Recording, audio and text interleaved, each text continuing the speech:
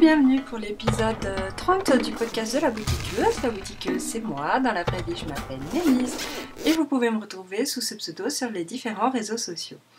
Alors, déjà, je voulais commencer par vous remercier pour tous les super gentils messages que j'ai reçus suite à mon dernier épisode.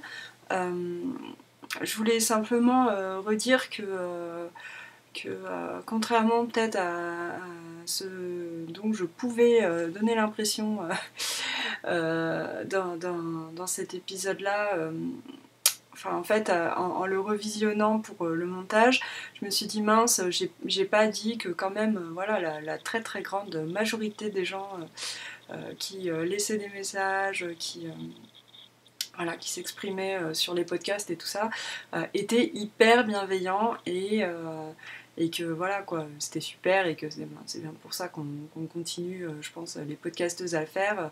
On s'arrête pas sur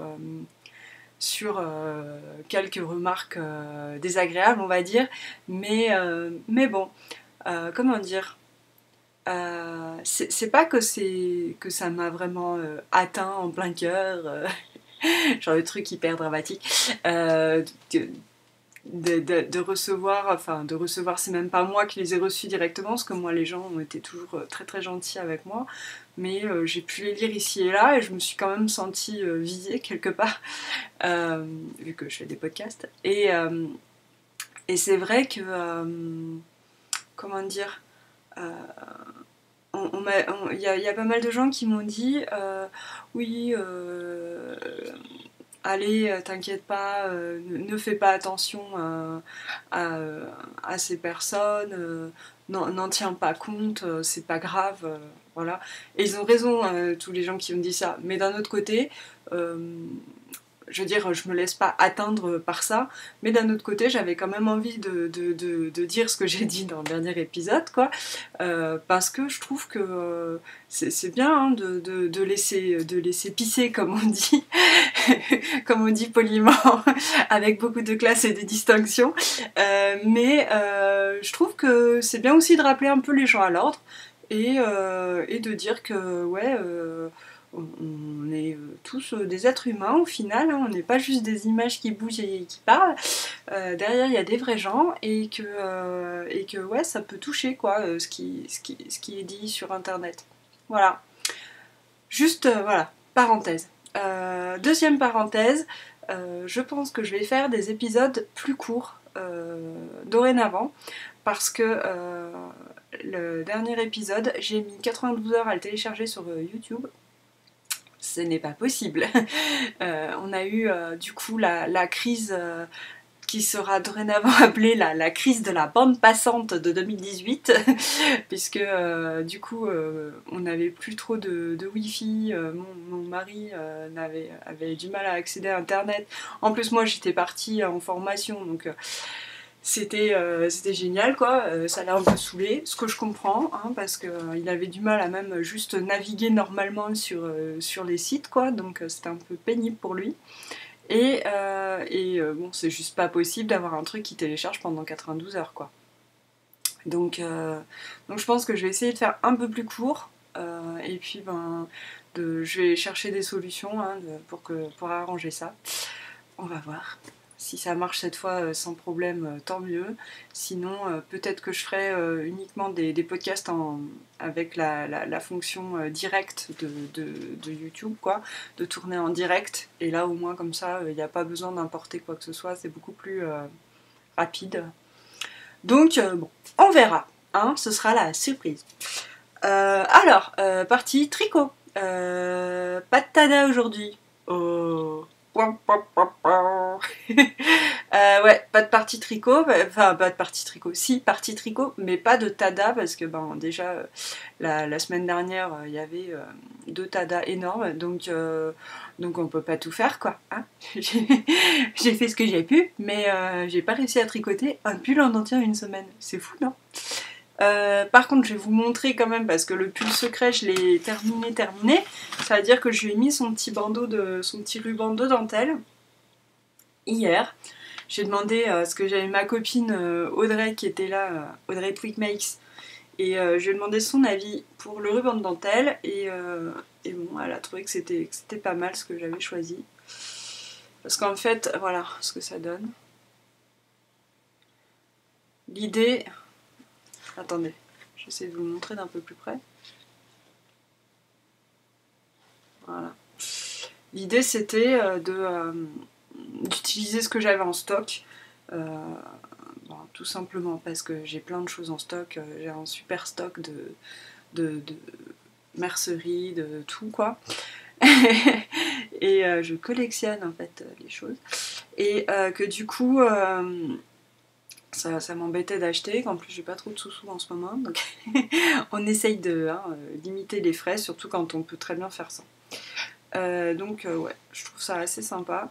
C'est vrai que si j'avais pu acheter, je serais peut-être pas partie sur un truc sur une couleur comme ça, je serais partie peut-être plus sur un gris, mais au final je trouve ça assez sympa, ça tranche un petit peu. Pour ce qui est de la couture, parce que en fait, personne ne montre jamais comment il a cousu son truc. Moi j'ai coupé, du coup c'était des galons de dentelle qui ressemblaient à ça,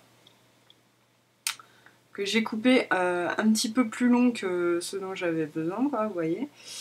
Et je les ai cousus en prenant, oh, regardez, alors je sais pas si vous allez voir grand chose. On voit rien. Il y a des grands points en fait, à chaque fois j'ai fait un grand point à l'arrière et j'ai pris juste une petite maille, un petit brin de maille du tricot pour pas que ça se voit sur l'avant. Et j'ai pris un fil gris, pareil j'ai pris dans mon stock ce qui se rapprochait le plus de la couleur du pull, quoi. Si vous n'avez pas de fil et que vous devez du coup en acheter pour coudre votre dentelle, je vous conseille vraiment d'amener le pull en magasin et pas d'acheter un truc comme ça au hasard en fait. Parce que pour avoir une couleur vraiment proche, c'est toujours mieux d'essayer, parce que des fois on a des surprises. Des fois, souvent un fil foncé va moins se voir qu'un fil plus clair dans la même teinte, mais un poil plus foncé, ça se verra moins que le poil plus clair sur le pull par exemple. Donc amenez bien votre pull en mercerie et voilà quoi. Moi du coup j'ai voilà ce qu'on voit sur l'endroit. J'ai essayé de faire ça à peu près propre, de rabattre un petit peu ma dentelle là pour que ça, je l'ai fixé là, le petit triangle que vous voyez là, je l'ai fixé avec des petits points pour que ça se barre pas partout et que ça s'effiloche pas trop, quoi. Bon, voilà, je vous dirai au porté ce que ça donne. Ouais, c'est deux morceaux, hein, donc là, pareil, au milieu, il y a un peu des petits bouts qui s'effilochent là, mais bon, ça va pas partir en vrille, je pense. Voilà. Et juste aussi pour petit rappel, c'est que bon, la dentelle n'est pas élastique. Et quand on coud, ça fait pas élastique non plus. Donc du coup, l'encolure, elle est hyper rigide, quoi. Contrairement, voilà, là, vous voyez, on peut tirer un peu. La laine, c'est quand même un peu souple, quoi. Un peu élastique. Là, non, du coup, avec la couture, ça rend l'encolure plus élastique du tout. Donc pensez à ça si jamais, je sais pas, moi ça me pose pas de problème après au porter, mais on sait jamais pour vous. Si c'est un peu serré, si je sais pas quoi, et que vous avez besoin de cette élasticité en plus. Bon, l'encolure est un peu assez dégagée, donc ça m'étonnerait, mais que quand même tout le monde passe la tête, je pense. Mais bon, on sait jamais, voilà. Faut juste le savoir. Ou si vous voulez faire ça sur un autre pull, par exemple, pensez bien que ce sera moins élastique. Voilà. Ensuite, le petit pull que je fais pour mon fils, donc dans le cadre du CAL ICO de Bobine et Pelote de R. Voilà, où j'en suis. Alors, c'est de la lambswool. C'est très pratique cette position. C'est de la lambswool de fil d'art, coloris blanc, je vais dire bleu et coloris jaune. Ça fait jaune néon, je crois que ça s'appelle anis, mais c'est vraiment un jaune néon en fait, un jaune fluo. Le modèle, c'est donc le test knit pour Cordélia Vore. donc les tricots de Cordélia Vorgoscan sur Ravelry, qui donc, je rappelle, veut faire une librairie de patrons gratuits. Du coup, elle veut mettre à disposition des patrons tout simples en jersey, voilà, dans les différents poids de laine, donc des gilets, des pulls. Là, je teste le bottom-up manche montée. En taille, c'est la 3e taille de la taille enfant. Et donc les patrons vont de la taille bébé, naissance en fait, à la taille homme, je sais plus combien d'XL quoi. Moi, pour faire la marinière, du coup, bon, j'ai juste rajouté des rayures. Hein, et ce que j'ai fait, c'est que j'ai ajouté ce petit motif de vague que j'ai trouvé dans mon livre. Je ne l'ai pas amené là, mais c'est le Alternate Stitch Dictionary de... je sais plus comment elle s'appelle. Désolée madame, mais qui est super bien et qui a plein de motifs de jacquard, et donc voilà, je trouvais ça rigolo de rajouter un petit motif de vague, ça fait très du coup marin quoi. Et je sais pas, alors peut-être que je vais faire un petit poisson quelque part, juste en broderie quoi, en point de maille. Oui Nadia, je n'ai toujours pas filmé le point de maille, je suis désolée, j'arrive pas en fait à me filmer en train de faire ça et que ce soit bien visible. Donc je vais peut-être essayer de trouver un tuto plutôt, ce sera mieux. Ouais. Donc, mais ce serait peut-être sympa, un petit poisson rouge là. Bref. Et j'ai rajouté cette ligne de jaune parce que je me suis dit comme ça me fait un peu penser au soleil ou au sable quand on est à la mer et tout. Sauf que là c'est néon, mais j'avais pas un jaune plus soleil, donc voilà. Et comme ça, ce sera ma petite touche de jaune pour... je tricote contre l'endométriose, donc pour l'action 50 nuances de jaune contre l'endométriose proposée par chez Machine Patterns. Voilà, c'est très mignon, j'espère que ça va lui aller.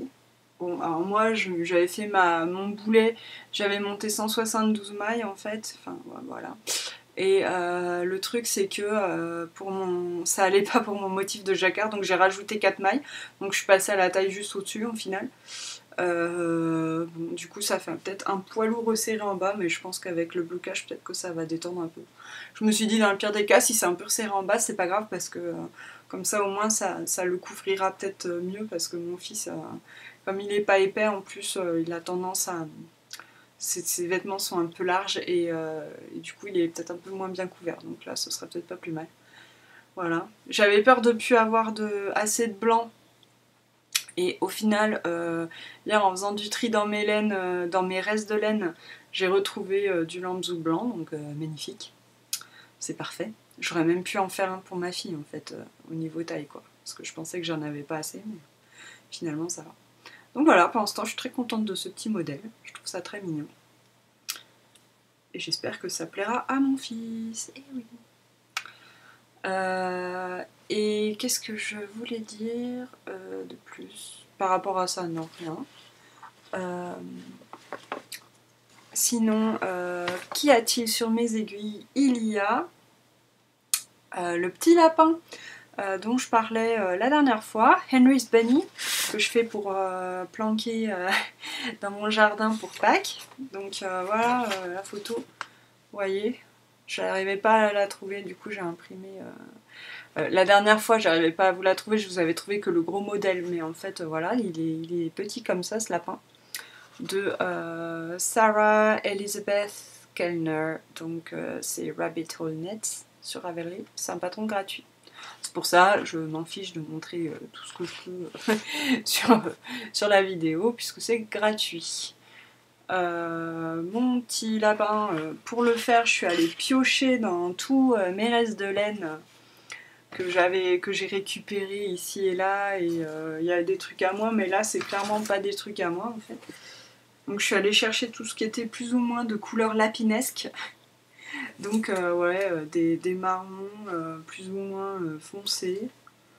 Voilà, des trucs un peu bizarres, pluchus, c'est trop chelou cette couleur. Je sais pas ce qu'elle avait fait avec la dame, je sais même pas d'où ça sort, mais ça c'était à la mère de la voisine de ma mère. De l'ancienne voisine de ma mère même. Voilà, des trucs un peu rosés. Voilà. Finalement, j'ai choisi cette laine-là, qui est un truc un peu... un truc, ouais, je dis un truc parce qu'en fait, je sais même pas si c'est vraiment de la laine. Hein, c'est fort probablement pas mal d'acrylique, je ne sais pas. Ça fait très poilu, en fait. Je trouve ça rigolo. Et c'est gris. Et je la mélange, j'en ai deux comme ça, de peloton. Je savais pas si j'avais assez, si j'aurais assez. Je vais essayer de parler français quand même, ce serait mieux. Je savais pas si j'aurais assez. Du coup, j'ai mélangé avec celle-ci, qui est pareil. Ça ressemble un peu à la Lambswool vite fait, mais ça n'en est pas. C'est plus épais déjà, puis c'est plus vieux. Et donc c'est un coloris un peu grège, voilà. Et donc ça va assez bien ensemble. Vous voyez, les tonalités sont proches. Et du coup, voilà ce que ça donne pour l'instant. J'ai commencé ça hier soir. C'est hyper rapide à faire, hein, forcément. Vous avez vu la taille du truc. C'est tout petit, donc voilà. Et donc, là, on commence en fait par faire toute cette partie-là. Alors ouais, je sais pas si c'est censé être les fesses du lapin, mais il a le cul pointu, mon lapin. Je sais pas ce qui se passe. Pourtant, j'ai bien revérifié. Au pire, c'est peut-être pour faire une petite queue. Je sais pas. Mais ça fait un peu curieux comme ça. Bon, c'est pas grave. Et au pire, sinon, peut-être en le tassant un peu, en rentrant les fils, ça peut le... Voilà. Bon, on verra. Je vous dirai ça la prochaine fois. Et comment? Et du coup, après, on relève des mailles là pour faire après la tête. Parce que c'est fait en une seule pièce. Donc voilà. Le tuto, il est pas mal fait là. Le tuto, ouais, le patron quoi. C'est le patron. Donc là, voilà, on a là c'est les explications. Oui, c'est super court quoi. Et là, on a des photos pour expliquer comment on place les oreilles et tout ça. Donc c'est assez bien fait, je trouve.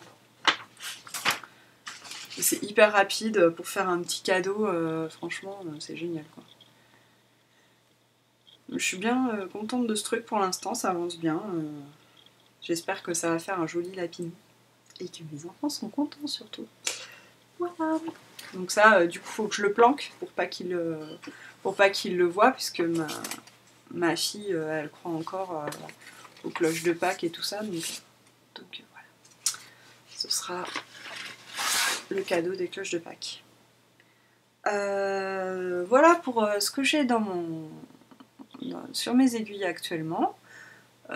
Je pense que je vais finir tout ça là dans la semaine. De toute façon, les lapins c'est obligatoire, mais le pull, il me reste que les 2 manches et le col à faire, donc je pense qu'il n'y aura pas de problème non plus, hein, ça devrait le faire.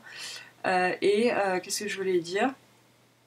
Après, ce qui va venir sur mes aiguilles, c'est très certainement le So Faded pour ma nièce, donc en laine Ulysse d'Hererum Natura. Donc voilà, vous verrez ça la semaine prochaine très certainement.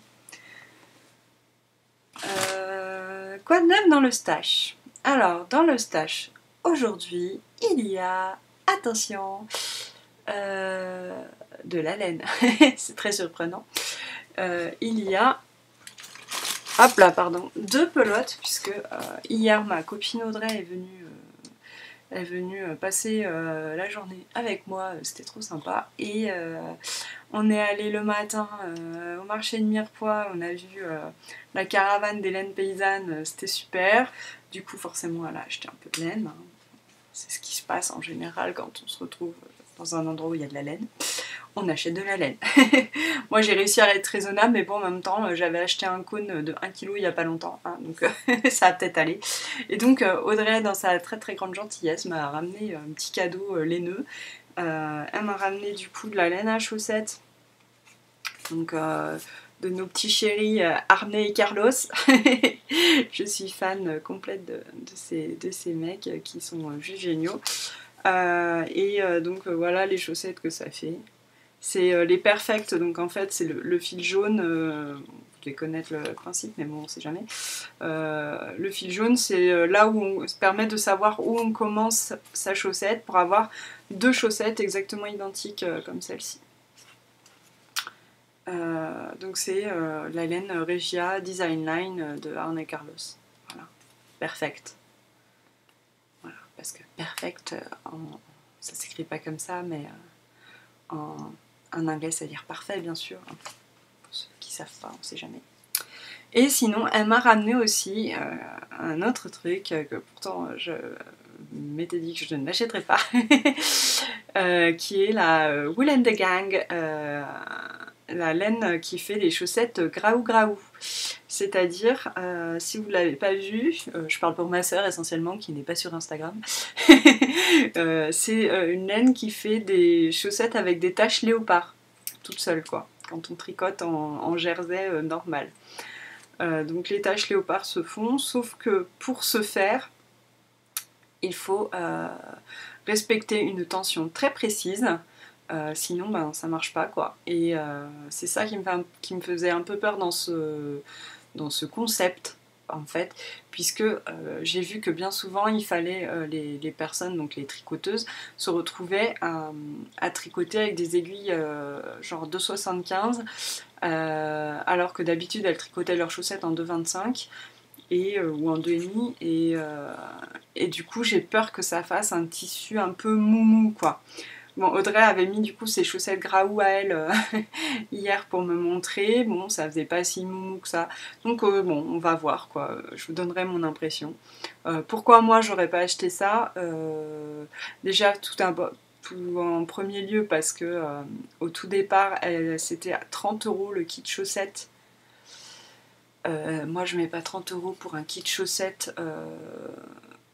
Surtout que là, c'est pas de la laine mérinos teinte à la main, quoi. C'est de la laine industrielle, c'est de la Regia. C'est la même laine que celle-là, au final, sauf que les laines perfectes, elles coûtent quand même beaucoup, beaucoup, beaucoup moins cher. Et voilà, moi, c'était hors de question que je mette 30 € pour ça.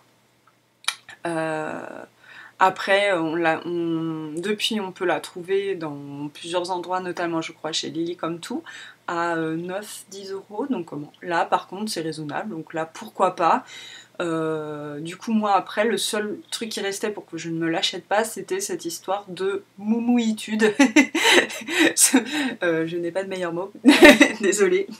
La fille qui travaille dans l'édition, bonjour. Donc ouais, j'avais peur que ce soit trop moumou et du coup j'aurais pas pris ça. Mais du coup je suis quand même super contente qu'Audrey m'ait apporté ça parce que je vais pouvoir tester et que quand même ça me faisait envie, que je trouve ça rigolo cette histoire de petites tâches qui se font toutes seules quoi. Donc j'espère que je vais pas trop galérer à les faire. Voilà. Et sinon dans le stash il est revenu en fait parce que j'ai de la laine qui était partie et qui est revenue. La laine filée main par ma sœur que j'ai fait teindre à Cindy de mon Chip Shop et donc voilà ce que ça a donné. Donc là voilà, c'est très très joli. Donc j'ai 4 écheveaux comme ça, enfin elle me les a laissés en cake au final. Et j'en ai 2 qui sont comme ça, donc beaucoup plus violet. Là c'est plus marron au final, et là plus violet. Parce que c'est pas le même bain. Et bah ouais, c'est la vie de la laine teinte à la main. Hein. Donc c'est pas très grave, parce que je pense qu'en alternant les écheveaux, ou de toute façon il y avait beaucoup de laine, donc peut-être que j'ai assez pour faire quelque chose avec juste les écheveaux comme ça, faire un pull. Et du coup il m'en restera 2 violets où je peux faire peut-être un châle ou quelque chose d'autre en mariant avec une autre laine. Voilà, j'ai fait un échantillon hier parce que évidemment je rêvais de tricoter cette laine depuis que je l'ai reçue ce week-end là. Et voilà ce que ça donne. C'est très très beau. Alors là j'ai fait en 3,75. Donc là vous voyez bien que là où j'ai mon doigt, c'est un peu transparent parce que là il y avait vraiment un endroit où le filet main était extrêmement fin, mais pire que de la lace quoi. J'ai jamais tricoté un truc si fin, du fil quoi en fait. Donc je pense que ce qu'il faudrait que je fasse, alors après sur l'ensemble ça se voit pas tellement hein, quand on le met comme ça là. Vous voyez, on se dit pas oh là là il y a des trous dans le pull hein. Non. Du coup, je ferai quand même, je pense, attention si je tombe sur des parties hyper fines comme ça, parce que c'est pas la majorité, hein. J'ai juste cet endroit-là dans tout cet échantillon. Je couperai, je pense, et je ferai un nœud, parce que ce sera mieux, à mon avis, pour avoir un poil plus de régularité. Après, voilà, il y a aussi des endroits, est-ce que vous allez voir?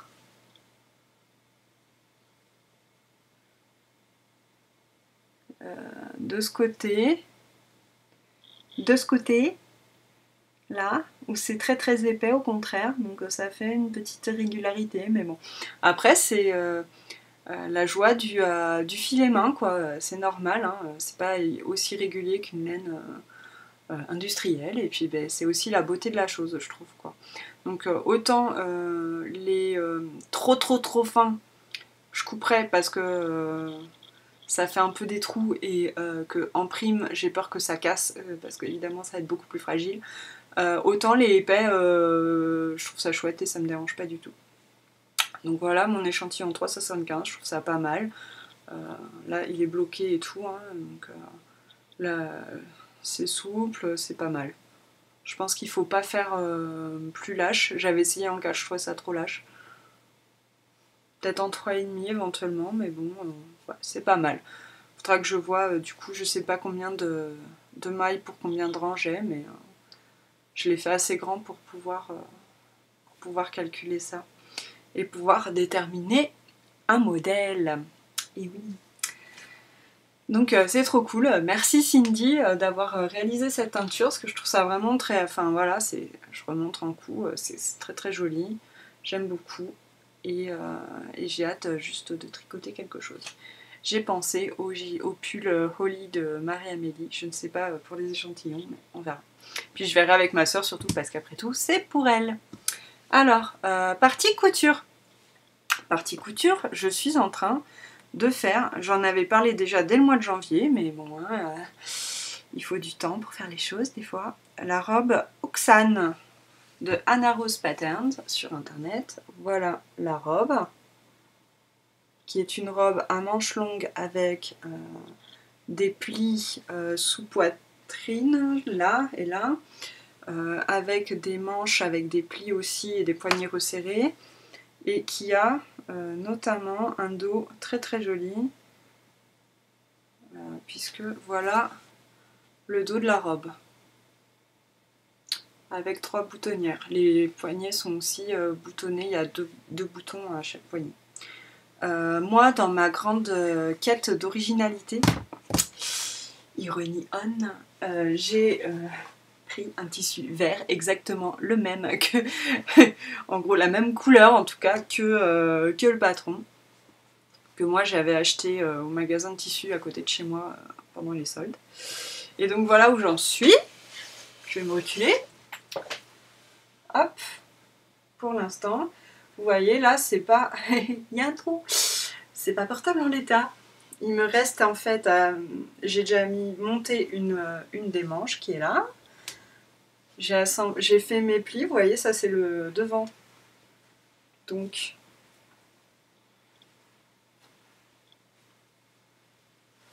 on a les pinces, on a les... Je vais essayer de faire ça à peu près bien. Voilà. On a les pinces et les plis qui sont faits.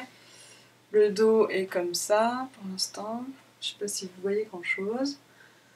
J'ai mis les parmentures. Ouais, j'ai la parmenture là à l'avant qui ressort. Donc je sais pas trop quoi faire.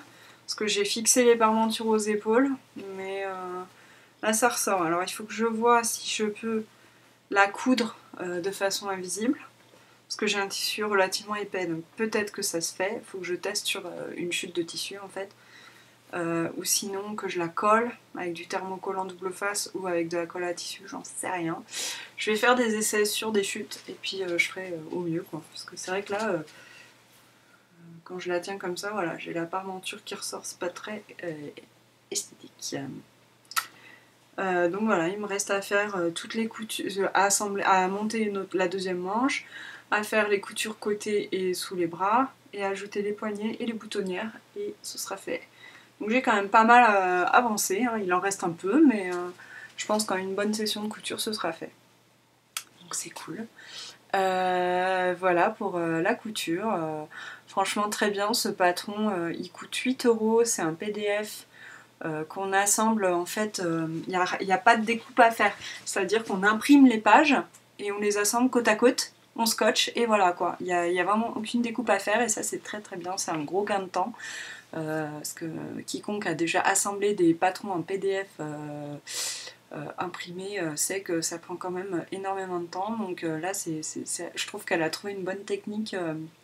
C'est Maud, je crois qu'elle s'appelle. Je suis pas sûre, je suis désolée si je me suis trompée de nom, ça le fait pas. En tout cas, la personne derrière Anna Rose Patterns a trouvé une très bonne technique, je trouve. Et alors vraiment, je trouve que ces patrons sont très peu chers. Et qu'ils sont très très jolis. Moi j'ai envie de tout faire sur son site. Là, elle a sorti une blouse avec des plis et des manches resserrées. Et elle est très très belle aussi. Là, cette robe, elle existe en 2 versions. Donc celle-là et la version sans les plis, je crois. Donc c'est hyper rentable quoi. Moi j'ai pas précisé, je le fais dans un crêpe de satin, voilà. Donc le seul truc c'est que si vous voulez faire cette robe et que vous êtes débutante, je pense que c'est possible, parce que c'est quand même assez expliqué et que quand on est un peu aventurière, comme le dit souvent ma copine Caroline des Caroline Créations, quand on est un peu aventurière, on peut tout faire quoi. C'est-à-dire que si du moment que c'est expliqué que les choses sont expliquées dans un patron, il n'y a pas de raison, on s'y prend étape par étape et on y arrive quoi. Donc je pense que c'est faisable, mais par contre je ne conseille pas du tout le crêpe de satin si vous êtes débutante, parce que le crêpe de satin ça glisse sa mère. C'est wouhou, ça glisse de partout. Donc bon, moi ça va, j'ai quand même de l'expérience en couture vu que je couds depuis que j'ai 14 ans quoi, mais et que j'en ai pas 20. Genre vous vous en doutiez pas. Mais si, bien sûr, avec mes magnifiques cheveux blancs, j'ai toujours mes 20 ans, quoi. Bon. Et les rides et tout. Bref, j'ai pas 20 ans et ça fait longtemps que je couds. Et le crêpe de satin, c'est pas pour les débutants. Voilà. J'ai résumé la chose n'importe comment, mais vous prenez ce que vous voulez, vous jetez le reste et puis bon, ça ira. Voilà. Et dans ma partie blablabli, je voulais parler d'un truc super. Ouais. Je sais pas pourquoi je parle comme ça. Ça y est, je pète un boulon en direct là. Je voulais parler d'amitié virtuelle en fait, parce que voilà, souvent on le dit que dans la communauté tricot, on fait des très belles rencontres virtuelles, tout ça, et c'est vrai quoi. Et mais bon voilà, les amitiés virtuelles restent pas forcément virtuelles. Et je voulais vous parler justement d'une personne très chère à mon cœur que j'ai rencontrée il y a super longtemps maintenant grâce à internet. C'était à la naissance de ma fille. En fait, je suis allée sur un forum de maman qui était le forum de l'émission Les Maternelles sur France 5. Et j'ai rencontré une nana super qui s'appelle Véro et qui est une de mes amies maintenant. Et en fait, on a commencé juste en papotant comme ça sur le forum, quoi, et on a bien accroché. Et puis j'avais ouvert un fil de discussion sur les créations faites main pour les enfants, puisque évidemment je faisais déjà de la couture et du tricot, et que elle faisait du crochet pas mal, donc du coup, et de la couture aussi un peu. Du coup, on s'est bien retrouvés sur ce fil. Et puis bah, petit à petit, voilà, une chose en entraînant une autre, on a commencé à s'envoyer des emails et en fait, il s'était avéré qu'elle habitait pas si loin que ça de chez moi. On était à moins de 2 heures de route, donc on s'est rencontrés pour de vrai. Et voilà, et depuis on se retrouve régulièrement. Et c'est elle qui m'accompagne sur le blog. Alors moi, j'espère qu'elle va mettre des trucs parce que moi, ça fait tellement longtemps que je mets plus rien là que heureusement qu'elle elle met ses dessins notamment. Elle fait d'autres loisirs créatifs que moi, donc c'est ça qui est chouette aussi parce que du coup ça complète un peu, je trouve, sur le blog. Je vais vous montrer du coup ce qu'elle fait parce que je suis hyper admirative vu que moi c'est vraiment des choses que je ne sais pas du tout faire. Notamment elle fait du modelage en terre. Et je vais vous montrer parce que là, j'y suis allée chez elle, on s'est vu là aux vacances de février et du coup elle m'a offert des petits pots qu'elle avait fait, qu'elle avait tourné et émaillé et tout ça. Et donc je vais vous montrer ça. Donc hop là, voilà ce qu'elle a fait par exemple. J'adore ce petit pot, il est trop mignon et vous voyez il y a des incrustations cuivrées là, c'est trop trop joli. Voilà, et en plus on peut vraiment s'en servir quoi. Moi je bois mon... En fait c'est la pile la bonne taille pour mon café long avec ma machine au nom italien What else quoi. Et du coup super quoi, j'ai mon petit café tous les jours dans ma jolie tasse que m'a fait Véro quoi. Et du coup ma fille qui était avec moi a choisi d'autres... elle s'est choisi ce petit pot là pour elle. Donc elle y boit son jus de fruits du matin, ça lui fait sa petite coupe à fruits aussi. Voilà, très joli. Et donc on avait choisi pour mon mari ce joli petit bol aussi, qu'il a trouvé tout de suite super beau, parce que bon, je le savais, c'est une couleur qu'il adore. Donc ouais, voilà. Voilà les jolies réalisations de ma copine Véro. Et en dehors des pots, elle avait fait aussi un truc super beau, j'ai trouvé. C'était un porte-savon. Voilà, comme ça. Vous voyez les incrustations de bleu là, enfin j'adore, je trouve ça trop joli. Donc on a un joli porte-savon. Et je voulais vous montrer aussi un truc qu'elle m'avait fait, c'est beaucoup plus impressionnant d'ailleurs, qu'elle avait fait en fait il y a très longtemps et qu'elle m'a donné. Et c'est ceci. Un lapin avec une petite fée dessus. Je trouve trop trop joli. J'adore. En fait, ça me fait penser à Alice au pays des merveilles qui aurait viré fée de la nature, quoi. Qui chevauche le lapin blanc du coup maintenant, quoi. Ouais, je trouve ça génial. Je trouve qu'elle a vraiment vachement de talent. Et moi, je suis incapable de faire ça. Mais je trouve ça super beau. Sinon aussi, un des talents de Véro, c'est sa grande passion depuis quelques temps, c'est le savon. Et donc, elle m'a appris à faire du savon, donc c'était super, quoi. Moi, c'est vraiment un truc qui me tentait, mais que j'osais pas faire toute seule. Et du coup, c'était vachement sympa de pouvoir faire avec quelqu'un qui maîtrise et de voir qu'au final, c'est bête comme chou, quoi. Et en termes d'équipement, ça demande quand même pas énormément de choses, puisque il faut des lunettes de protection parce qu'on manipule de la soude. Il faut savoir manipuler la soude. Donc c'est tout bête. Vous regardez sur internet ce qu'il faut faire, ce qu'il faut pas faire et c'est bon quoi. Enfin je veux dire, c'est sûr qu'il faut pas la manger, faut pas s'en mettre dans les yeux. Donc il faut des gants en plastique. Et genre les gros gants de vaisselle rose là qu'on trouve là, et puis des lunettes de protection, mais genre vous mettez un masque de piscine, ça va très bien quoi. Donc voilà, ça demande pas vraiment des protections de ouf quoi. Évitez de faire ça avec les enfants parce que c'est vrai que la soude c'est quand même dangereux, donc on fait pas ça avec des petits qui courent partout et qui renversent les choses quoi, c'est sûr. Et donc on a fait du savon toutes les deux et voilà.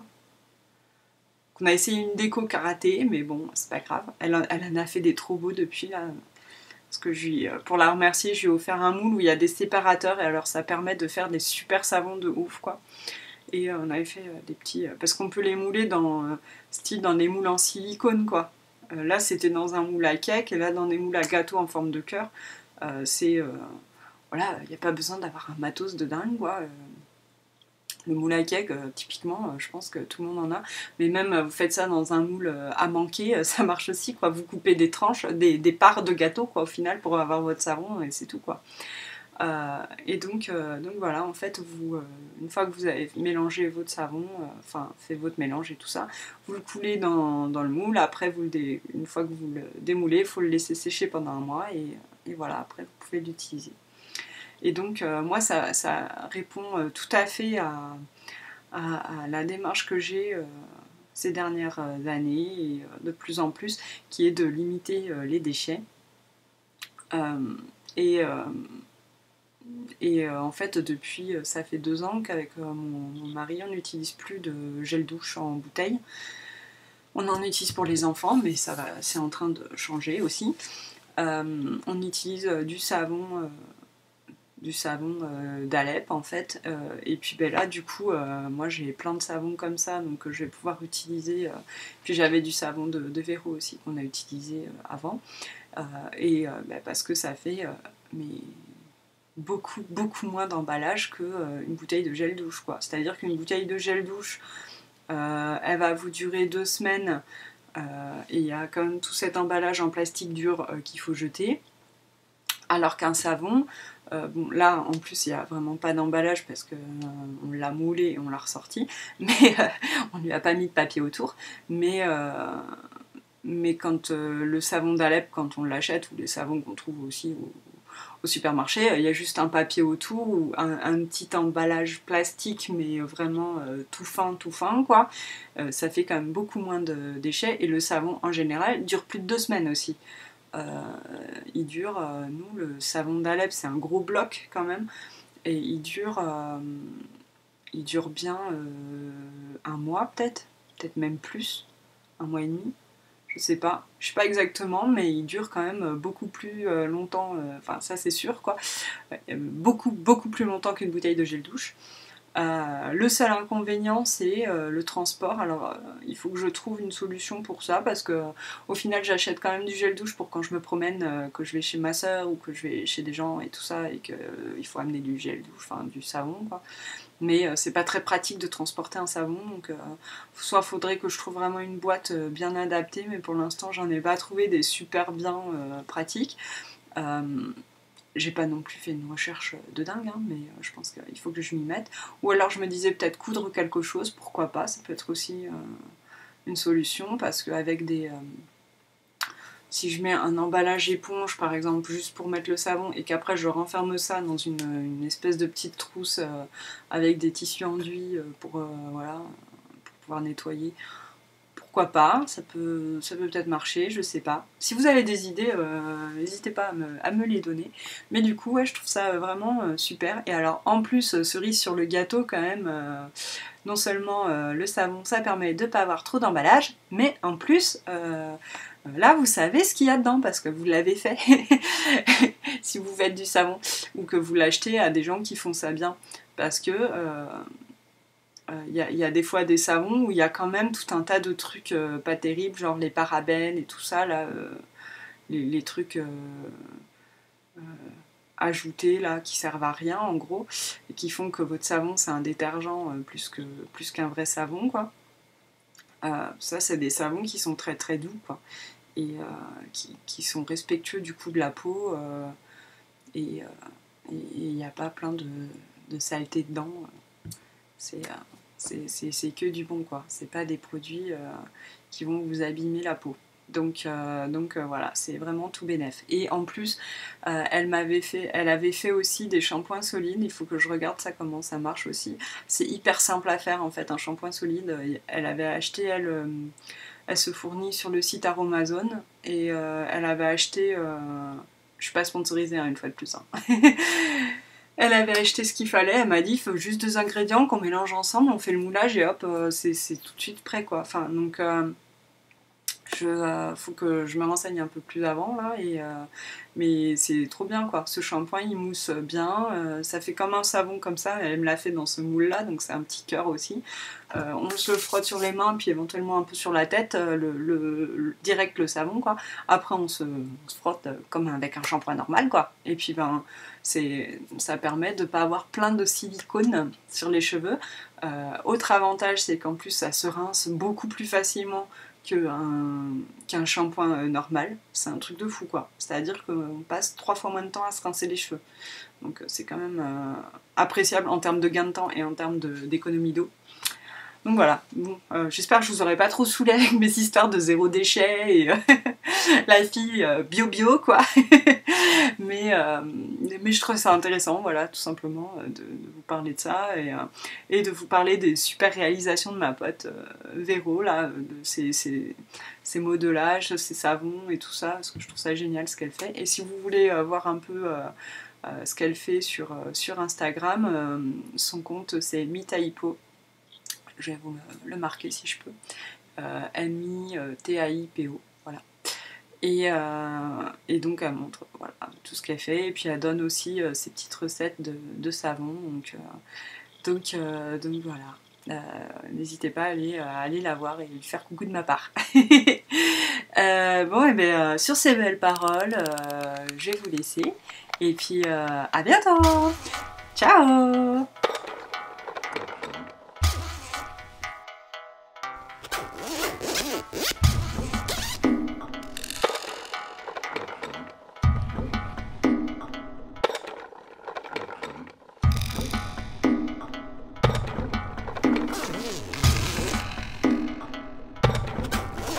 T'as besoin un jour de... Ben oui, voilà, c'est pour ça, je me disais, et c'est pas tout le monde qui a besoin de ça non plus.